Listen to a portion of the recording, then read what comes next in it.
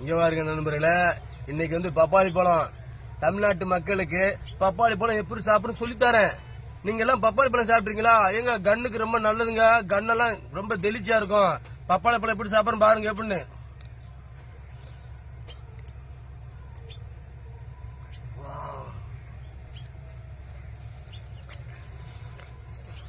ஏங்க ஐயோ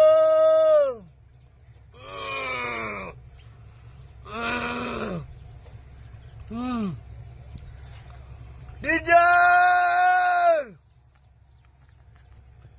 டீச்சர் இல்லப்பா ஸ்கூலுக்கு போவங்களையும் இவ்வளவு டேஸ்டா இருக்கு. ஐயோ